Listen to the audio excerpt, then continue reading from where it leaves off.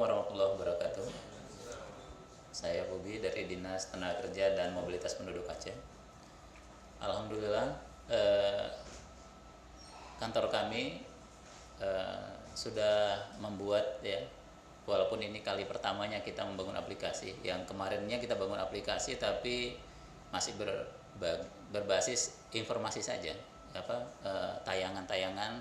Sedangkan yang ini kita berbasis data. Artinya tujuan informasi ini dibangun itu untuk mengumpulkan data sebanyak mungkin. Jadi sistem informasi yang kami bangun itu kami beri nama Sistem Informasi Ketenagakerjaan dan Transmigrasian Aceh.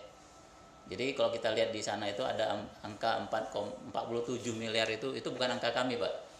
Itu angka SIAD, ya, angka SIAD, dan kami ada bagian kecil di sana nyempil, Pak. Ya, sekitar mungkin nggak sampai 200 juta. Ya. Lanjut, Pak. Nah, ini roadmap yang pernah kami bangun, tapi ini karena membangunnya itu juga bukan dengan kajian yang sangat mendalam. Ternyata setelah roadmap ini kita bangun, kita harus merevisi roadmap ini lagi. Karena kenapa? Tadinya ini kita bangun roadmap ini hanya untuk meyakinkan pemegang kebijakan di kantor kita supaya kami itu jangan dianggap cek langit. Jadi tim kita supaya jangan dianggap cek langit, kita bangun roadmap itu yang terbatas hanya di ketenagakerjaan aja. Padahal sebenarnya yang ada di ketenagakerjaan sendiri itu belum selesai. Itu baru hanya di pelatihan kerja, sertifikasi, dan pemagangan. Yang kami inginkan lagi itu ada yang lebih besar lagi. Sebenarnya data itu ada di pengawasan ketenagakerjaan, perselisihan hubungan industrial. Mungkin itu jadi tolak ukur kita ke depan. Tapi belum ada di sini. Ya, mungkin mohon dimaafkan saja kekurangan kami ini. Jadi yang sudah kami bangun itu adalah di tahun 2018 ini kita targetnya adalah terbentuknya kemitraan Balai Latihan Kerja, Perguruan Tinggi, dan Dunia Usaha, Dunia Industri. Dengan itu kami ingin terbentuknya sistem informasi terpadu yang bersifat mobile. Artinya orang hanya dengan sebelah tangan, dengan jempolnya saja dia bisa melakukan pendaftaran pelatihan, pendaftaran sertifikasi, informasi-informasi lain yang berkenaan dengan informasi ketenagakerjaan.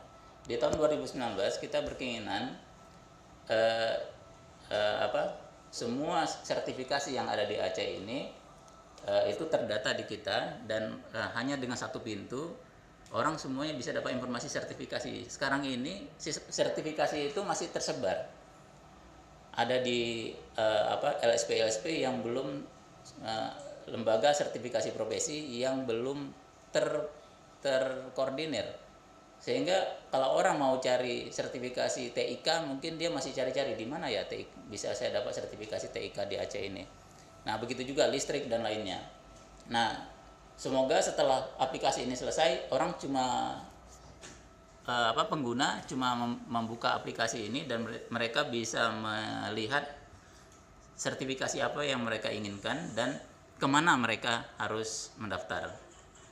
Kita rencanakan kalau seandainya lintas sektor itu mengizinkan, kita akan membuat satu database. Jadi mereka hanya mendaftar di aplikasi ini saja, tidak perlu datang ke sana. Jadi mereka setelah datang kemari, diverifikasi semuanya, tinggal mereka melanjutkan ke lembaganya untuk melakukan sertifikasi. Jadi artinya kita harapkan semua satu pintu. Nah, di tahun 2020 kita berkeinginan ada terbentuknya satu sistem yang itu layanan satu pintu kita sebut. Ya, sebenarnya layanan satu pintu itu ya bukan berarti ada pintu gitu ya. Tapi dengan satu sistem itu semuanya masalah ketenagakerjaan itu bisa terjawab. Semuanya ini untuk pengentasan pengangguran. Kemudian di 2021, nah di sini kita sudah mengarah ke ketransmigrasian, ya. Nah, kita juga akan membangun sistem informasi ketransmigrasian dari mulai sistem pendaftaran, kemudian pusat-pusat data yang mungkin nanti juga dibutuhkan oleh Bapeda, misalnya ketersediaan lokasi, berapa lokasi lagi, berapa kawasan yang tersedia, berapa kapasitasnya yang masih tersedia, apa saja yang sudah tersedia di sana. Nah, di tahun 2022, nah semuanya ini terwujud goalnya nanti di 2022. Tetapi ini baru roadmap yang belum sempurna, Pak. Mungkin perlu masukan-masukan, mungkin juga butuh dukungan dari Bapeda untuk menyempurnakan roadmap ini. Lanjut, Pak. Nah, jadi apa manfaatnya ya? Apa manfaatnya? Pertama, bagi masyarakat, kita di atas sana tuh ada warna hijau. Warna hijau itu One ID. Mungkin semangat itu sama tadi, ya Pak ya. Ternyata sudah ada chemistry antara kami dengan Kominsa. Jadi kami memberi nama tuh Sika Online, di atas sana tuh yang tulisan halus itu. Jadi kita Sika Online tuh kita kasih dia tagline itu One ID. Jadi dengan hanya satu ID saja masyarakat sudah bisa menggunakan semua layanan. Jadi tidak mesti harus untuk sertifikasi mereka login kembali, mereka untuk pelatihan mereka login lagi, untuk pemagangan mereka login lagi, untuk informasi perselisihan hubungan industrial mereka harus login lagi. Hanya dengan satu kali mereka registrasi dan satu kali mereka login, semua layanan itu bisa mereka nikmati. Kemudian manfaatnya bagi pemerintah tentu seperti yang diharapkan kita tadi, terbentuknya suatu database yang besar ya, satu database. Artinya bukan database kami, database kita bersama, database Aceh. Yang terekam pada server dan menjadi evidence base, berarti menjadi inilah ya, semacam bank data ya Pak ya, bank data pada proses perencanaan untuk kegiatan kita selanjutnya. Secara operasional, aplikasi kami ini kita bangun dengan versi mobile, ya. Cuma bagi pengguna gadget yang bersistem sistem operasi Android dan Windows saja dulu. Sedangkan untuk yang iOS, untuk pengguna Apple kita belum kembangkan. Kemudian bagi perusahaan apa manfaatnya? Dengan tersedia aplikasi ini, perusahaan-perusahaan bisa menginformasikan lowongan kerja apa yang ada di perusahaan itu, dan semua pengguna aplikasi ini dapat mengaksesnya dan dapat melakukan apply CV-nya langsung ke perusahaan itu melalui konten yang kita sediakan. Tentu yang terakhir sekali adalah manfaat bagi SIAD.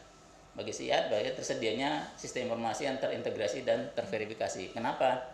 Karena One ID tadi itu base-nya adalah NIK. Lanjut. Ini tampilan rekaan mock-up-nya yang kita buat.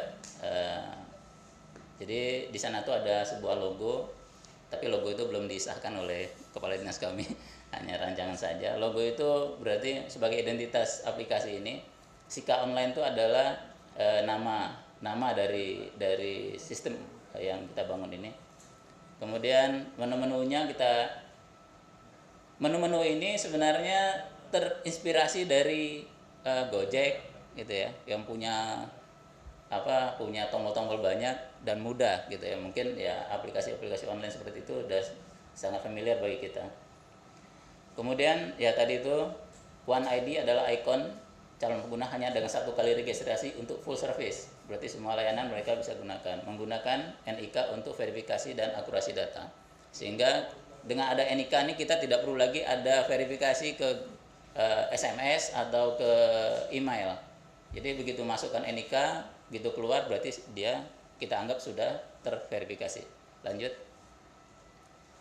Nah, jadi apa saja yang bisa kami hasilkan nantinya dari aplikasi ini?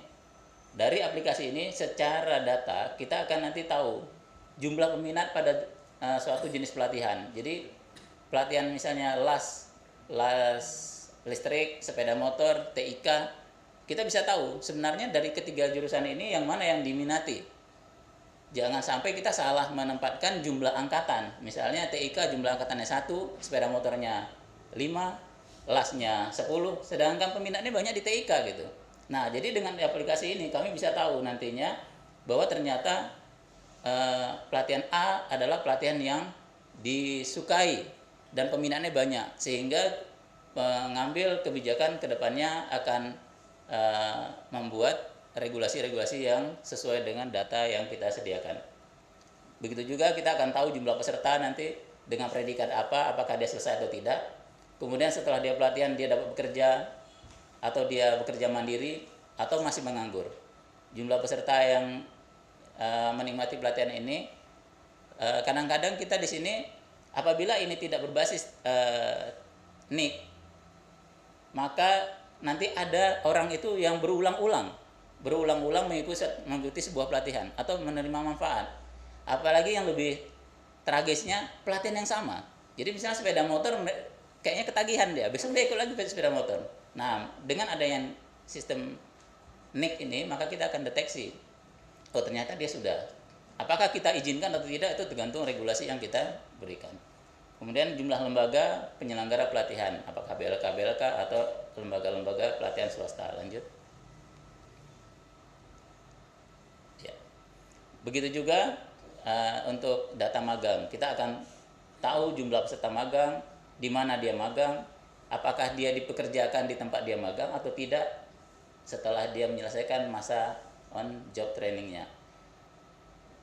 Lanjut. Nah, sertifikasi ini yang tadi saya sampaikan, banyak sekali lembaga-lembaga sertifikasi profesi di Aceh ini yang tidak terdata. Tiba-tiba udah ada sertifikasi oleh LSPA, LSPB gitu. Tetapi ternyata kita tidak bisa mengumpulkan datanya. Berapa orang sudah tersertifikasi grade A, grade B, grade C-nya. Nah, dengan aplikasi ini kita harapkan nanti semua sertifikasi yang ada di Aceh ini bisa terdata di sini. Sehingga nanti pemerintah Aceh dengan mudah mengetahui, oh ternyata udah sekian ribu orang tersertifikasi sertifikasi A dengan level 1, 2, 3, 4, 5. Dan kita juga bisa tahu berapa banyak LSP yang ada, lembaga sertifikasi profesi yang ada di Aceh ini. Sekarang ini kalau ditanya sama saya nggak bisa jawab. Ya, karena saya harus buka buku yang tebal seperti ini. Lama sekali saya harus mendapatnya. Ya, lanjut. Nah, seperti ini. Ini goalnya sebenarnya. Sebenarnya ini isu yang seksi. Itu tentang lowongan kerja. Sekarang ini memang banyak sudah yang tertarik dengan isu ini. Banyak saya lihat Facebook, fanpage, web gadungan, tapi web resminya tidak ada.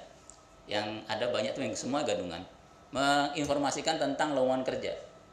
Nah, siapa yang bertanggung jawab terhadap lowongan kerja ini? Apakah ini benar atau tidak? Nah, kita harapkan dengan sistem ini kita akan melakukan pendataan semuanya, baik yang ada di Serambi Indonesia, di semua kita akan lakukan ya semacam patroli gitu. Kita akan cek satu persatu apakah lowongan kerja itu benar atau tidak. Jadi mungkin itu perlu regulasi ke depan. Informasi lowongan kerja tuh Pak, jangan sembarangan bisa diposting di mana saja. Jadi mungkin dengan adanya aplikasi ini kita harapkan ke depan lowongan kerja benar-benar terregister. Ya. Kemudian lanjut Pak. Sudah. Nah, ini agak jelimet ya. Mungkin tapi ini kira-kira beginilah alurnya ya. Di sana ada pengguna, ada pemberi kerja, ada dinas. Apa yang dilakukan oleh dinas, apa yang dilakukan oleh pemberi kerja, apa yang dilakukan oleh pengguna. Lanjut. Ini juga hampir-hampir mirip dengan yang tadi, tetapi ini mungkin apabila nanti kita sama-sama mau membangun sistem informasi, mungkin ini sama-sama kita bisa belajar ke Kominsa untuk membuat alur ini. Karena kalau ini pengalaman kami, setelah kita anggarkan, kemudian kami belum tahu arahnya kemana. Apalagi saya kebetulan di hire bukan orang yang membidangi ini awalnya. Sehingga untuk membangun ini saya hampir 4 bulan. Untuk membangun semua sistem ini saya harus bekerja 4 bulan, Januari sampai dengan April. Nah, ini juga mungkin ada yang errornya gitu. Mungkin mohon bantuannya. Ya, jadi bagi Bapak-bapak mungkin seperti yang diinformasikan dari Kominsa tadi benar. Untuk membangun sebuah aplikasi kita harus bangun ini dulu. Setelah kita bangun ini, baru kita bisa menganggarkan berapa sih kebutuhannya sebenarnya. Jangan sampai waktu kita sudah anggarkan 200 juta ternyata duitnya nggak cukup. Apakah harus kita penggal aplikasi ini atau bagaimana, ya itu tergantung kita nanti. Tapi sebaiknya kita bangun dulu yang ini, yang kami lakukan ini, kemudian baru kita anggarkan. Berarti tahun ini kita bangun perencanaan seperti ini tahun depannya kita anggarkan. Saya kira itu Pak Martinus, terima kasih atas kesempatannya. Assalamualaikum warahmatullahi wabarakatuh. Baik Bapak Ibu sekalian, dua presentasi saya kira sudah cukup memberikan kita basis ya untuk tindakan kita selanjutnya. Bapak Ibu sekalian, AJSIAN ini adalah